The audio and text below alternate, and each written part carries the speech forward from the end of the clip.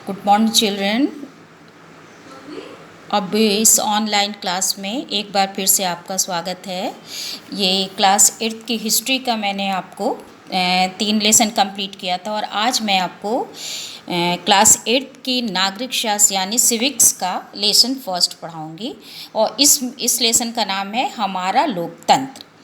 और इसका ये लेसन चूँकि बड़ा है बच्चों, इसलिए मैं इसका आज आपको पार्ट 1 पढ़ाऊँगी और नेक्स्ट वीडियो में ये लेसन आपका कंप्लीट होगा। तो चलिए हम शुरू करते हैं। हमारा लोकतंत्र।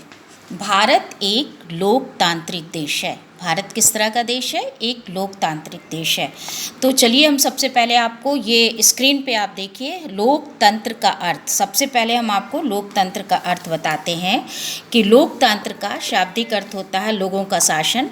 लेकिन इसका अर्थ ये नहीं बच्चों कि लोग एक दूसरे पर शासन करें, बल्कि लोकतंत्र का तात्पर्य ऐसी शासन व्यवस्था से होता है जिसमें देश के लोगों की परोक्ष या अपरोक्ष रूप से भागीदारी हो, यानी डायरेक्ट और इनडायरेक्ट रूप से भागीदारी हो। इसमें महिलाएं भी रहती हैं, पुरुष भी रहते हैं, दलित भी रहते हैं, अल्पसंख्यक भी रहते हैं। अल्पसंख्यक उन्हें कहते हैं बच्चों जो कम जाति के, जैसे हमारा भारत देश जो है बहुसंख्यक में हिंदू प्रधान देश है और बाकी अल्पसंख्यक और भी जितनी जाति हैं वो सब अल्पसंख्यक में आती हैं।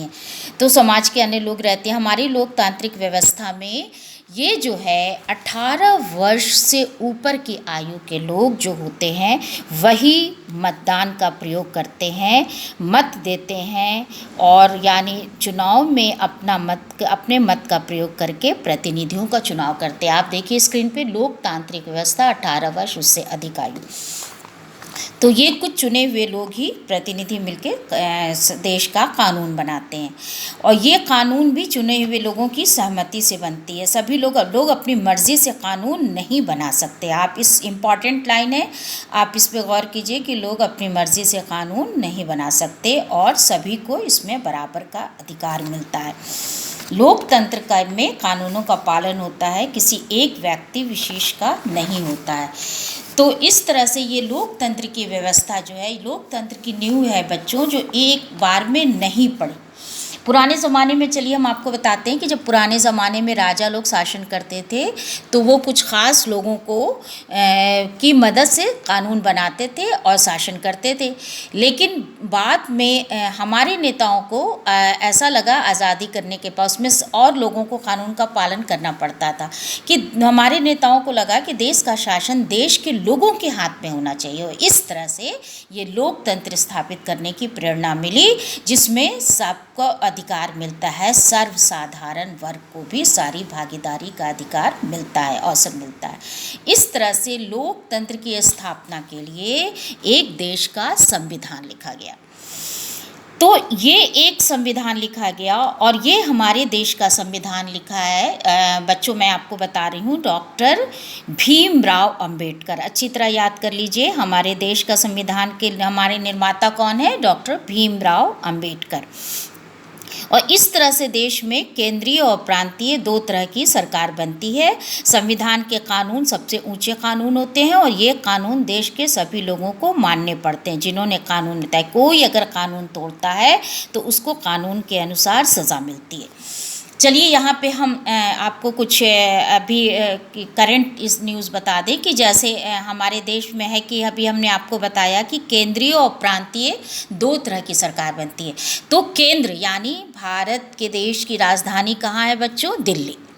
दिल्ली में हमारी केंद्रीय सरकार है। दिल्ली में हमारी केंद्रीय सरकार है और कई राजनीतिक, आगे मैं आपको राजनीतिक दल यहाँ पे है, लास्ट में मैं आपको एक्सप्लेन करूँगी राजनीतिक दल के बारे में। लेकिन मैं आपको अभी बता दूँ कि कई राजनीतिक दल होते हैं, उन दल में जिस पार्टी को बहुमत मिलता है वो पार्टी की सरकार बनती है। तो दिल्ली में किस पार्टी की सरकार है? भारतीय जनता पार्टी की। और ये हमारा जो भारत है ये कितने राज्यों में बटा हुआ है? 29 राज्यों में। तो हर राज्य की जो अपनी सरकार होती है उसे कहते हैं प्रांतीय सरकार। 29 राज्यों में हम किस राज्य में रहते हैं? उत्तर प्रदेश में। उत्तर प्रदेश में हम रहते हैं और हमारे देश में जो हमारे देश के मुख्यमंत्री हैं वो हैं हमारे भारतीय जनता पार्टी के आदित्यनाथ योगी। और जो शासन चलता है हर राज्य का बच्चों, प्रांत में हम रह रहे हैं, प्रांत की बात हम कर रहे हैं, उसमें एक जो राज शासन चलाने वाले जो मुख्य होते हैं वो कहलाते हैं मुख्यमंत्री। उनकी पूरी टीम होती है और एक होते हैं उत्तर प्रदेश के गवर्नर जो हैं आनंदी पटेल। तो ये सारी चीज़ें बच्चों आपको बुक में नहीं मिलेगी, आप वीडियो को गौर से सुनिए। ये जो चीज़ें मैं आपको बता रही हूँ ये चीज़ें बुक में नहीं है। ये मैं आपको बता रही हूँ कि आप किस राज्य में रहते हैं, वो राज्य की सरकार कैसे चलती है, हमारे राज्य के मुख्यमंत्री कौन है, हमारे राज्य के गवर्नर कौन है। ये चीज़ें मैं आपको बता रही हूँ कि हमारा जो संविधान है वो केंद्रीय और प्रांतीय, प्रांतीय के बारे में मैंने आपको बताया और केंद्र के बारे में भी मैं आपको बता रही हूँ कि हमारे देश के प्रधानमंत्री नरेंद्र मोदी और हमारे देश के राष्ट्रपति रामनाथ कोविंद। ये चीज़ें आप बच्चों अच्छी तरह याद कर लीजिए। ये आपको मैं बता रही हूँ, वीडियो में आप सुनेंगी और इसको एक बार में याद नहीं हो तो बार बार वीडियो सुन के अच्छी तरह से याद कर लीजिएगा। चलिए अब आपके हम बुक में आते हैं कि भारत का संविधान जो है हमारा, जो हम पढ़ रहे थे, भारत को एक लोकतांत्रिक देश घोषित किया गया और इस संविधान में कुछ आधार स्तंभ की चर्चा की गई है। चलिए हम पहले आधार स्तंभ के बारे में आपको पढ़ते हैं आपके सिलेबस के अकॉर्डिंग। लोकतंत्र का पहला आधार स्तंभ स्वतंत्र और निष्पक्ष चुनाव। तो लोकतंत्र का पहला जो है स्वतंत्र निष्पक्ष चुनाव, भारतीय संविधान में एक लोकतांत्रिक सरकार की व्यवस्था की गई है। ऐसी सरकार लोगों के प्रतिनिधियों द्वारा संचालित होती है जिसका निर्वाचन लोगों द्वारा किया जाता है और इस संचालन के लिए एक चुनाव आयोग की व्यवस्था की गई है। देखिए बच्चों आपके बुक में ये पॉइंट्स नहीं बने हुए हैं, मैं आपको जो इसका पार्ट 1 पढ़ा रही हूँ बच्चों, इस पार्ट 1 में से जितने पॉइंट्स आपको पढ़ा रही हूँ उनको मैंने हाईलाइट किया है, पॉइंट्स बनाया है और एक एक चीज़ों को मैं स्टेप वाइज हम लोग इसको चर्चा करेंगे कि कैसे हमारा लोकतंत्र क्या है, लोकतांत्रिक व्यवस्था क्या है, संविधान क्या है और ये स्वतंत्र और निष्पक्ष चुनाव व्यवस्था हमारा पहला आधार स्तंभ है और देश के चुनाव के लिए एक चुनाव आयोग की व्यवस्था की गई है। अब देखते हैं कि भारत जैसे बड़े और विकासशील देश में एक संसदीय चुनाव कराने में करीब या उससे भी अधिक 10,000 करोड़ रुपए से भी अधिक की धनराशि खर्च होती है। चुनाव आयोग ही निश्चित करता है कि देश में होने वाला चुनाव स्वतंत्र और निष्पक्ष हो, यानी किसी की कोई तरह का भेदभाव नहीं हो। इसके लिए चुनाव आयोग चुनाव में व्यय करने वाली सीमा भी तय करता है कि कितना खर्च होगा।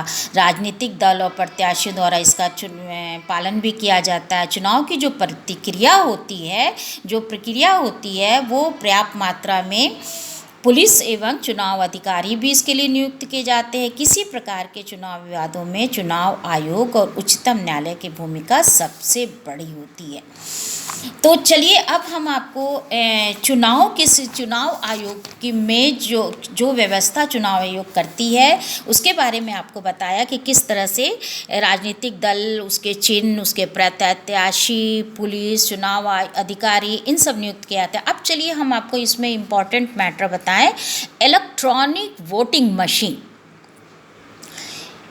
मशीन बच्चों, जो लोग वोट देने जाते हैं, अपना मत देने जाते हैं, वो वोटिंग मशीन कैसी होती है इसके बारे में बताएं कि ये एक डिब्बानुमा मशीन होती है जिसमें एक तरफ राजनीतिक दल के नाम और चिन्ह छपे रहते हैं।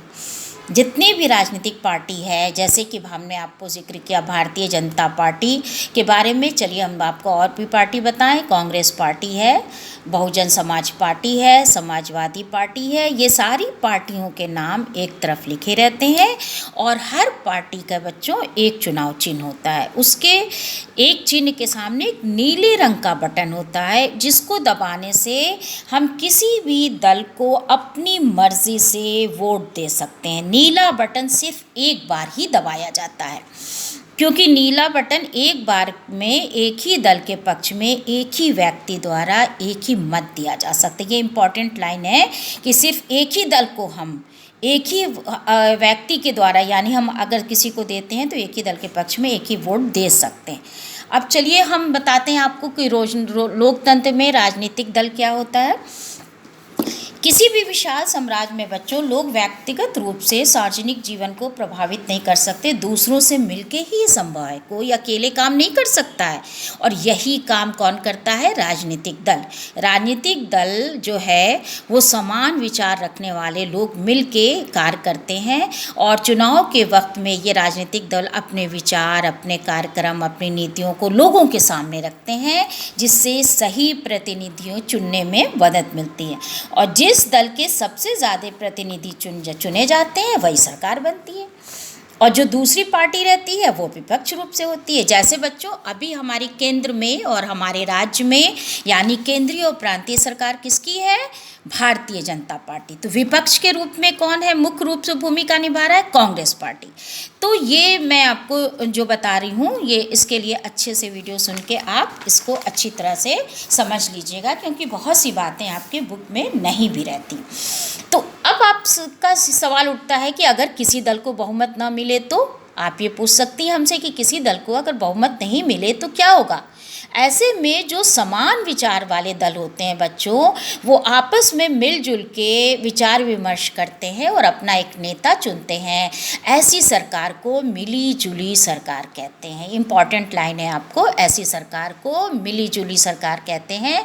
ऐसा भी होता है कि जिस दल को मतदाताओं में सबसे कम वोट मिलते हैं वह अन्य दलों से एक समझौता कर लेते हैं और उसके तहत अपनी सरकार बना लेते हैं। तो ये हुआ, आपको बताया मैंने, लोकतंत्र में राजनीतिक दल क्या करते हैं, चुनाव चिन्ह कित बने होते हैं। जैसे चलिए हम आपको बताते हैं, भारतीय जनता पार्टी के चुनाव चिन्ह क्या है? कमल का फूल। ये बुक में नहीं लिखा है, मैं आपको समझा रही हूँ।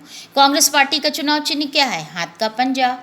समाजवादी पार्टी का चुनाव चिन्ह क्या है आपको? आप बताइए। साइकिल। उसके बाद से बहुजन समाज पार्टी का हाथी। इस तरह से ये है। अब चलिए हम आपको बताते हैं संसद भवन। बच्चों दिल्ली में, नई दिल्ली हमारे देश की जो राजधानी है, वहाँ पे स्थित संसद एक भवन है, संसद नामक भवन। उसमें लोकतंत्र में संसद लोगों की सबसे सर्वोच्च प्रतिनिधि संस्था है। वहाँ पे लोगों के विचार से कि सरकार को संसद के माध्यम से ही अवगत कराया जाता है। सरकार अपने कामों के लिए संसद के प्रतिनिधि के, संसद के ऊपर ही उत्तरदायी होती है। कोई भी सरकार संसद के माध्यम से ही देश का शासन चलाती है। और इस तरह से संसद जो शासन चलाती है, इसके दो सदन होते हैं, एक को कहते हैं लोकसभा, दूसरे को राज्यसभा। लेकिन अगर हमारे जिस जगह पे हम रहते हैं, अगर मुझे कोई काम कराना हो तो आप ये सवाल कर सकती हैं कि मुझे जैसे कोई हमारे शहर की सफाई है या कोई काम है हमारे शहर में, तो क्या उसके लिए मुझे दिल्ली जाना पड़ेगा? लेकिन नहीं बच्चों, इसके लिए हमें स्थानीय शासन हमारा है। स्थानीय विकास अधिकारी होते हैं और स्थानीय शासन होते हैं, जिसको सार्वजनिक जीवन की प्रतिक्रिया में भाग लेने का अवसर होता है। लोगों की सीधी भागीदारी होती है और हम अपने काम अपने शहर के स्थानीय यानी लोगों से, स्थानीय शासन के माध्यम से अपना काम पूरा कर सकते। तो चलिए बच्चों, आज के लिए बस इतना ही। अब नेक्स्ट क्लास में मैं आपको और भी इसके लोकतंत्र के और आधार स्तंभ के बारे में कंप्लीट करूंगी और तब ये आपका पार्ट कंप्लीट हो जाएगा। आप वीडियो को अच्छी तरह से कई बार सुन के कर लीजिएगा। मैं आपसे क्वेश्चन पूछूंगी। Thank you.